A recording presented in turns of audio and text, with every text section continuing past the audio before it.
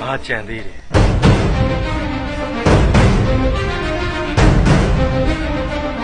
ဦးတော့မင်းမသိဘူးနော်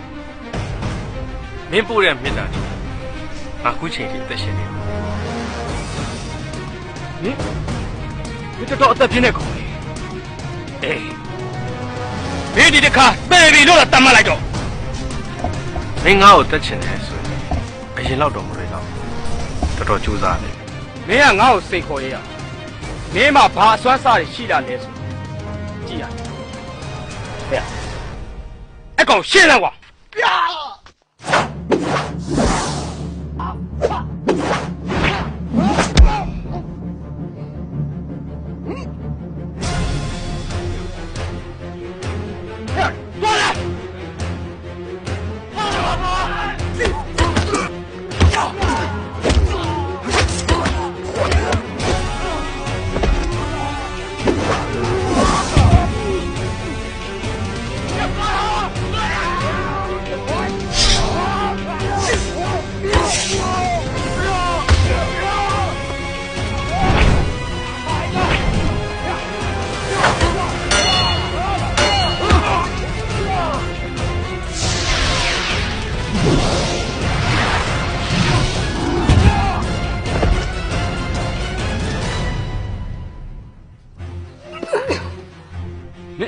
မင်းရဲ့တိုင်းပညာတော်တော်တိုးတက်လာပါလား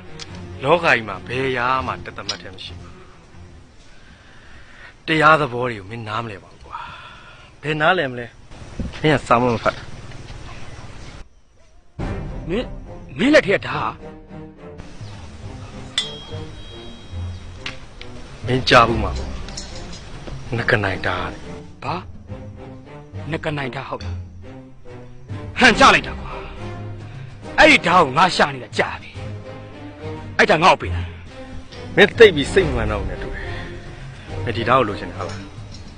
ဒီဓာတ်ကိုလိုချင်တယ်ဆိုရင်မင်းငါဆရာနေရအောင်ယူကြည့်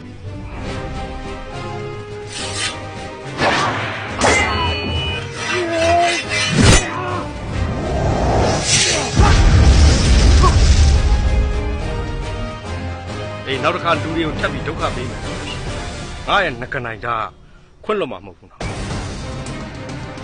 ရောက်လေနည်းနည်းလေး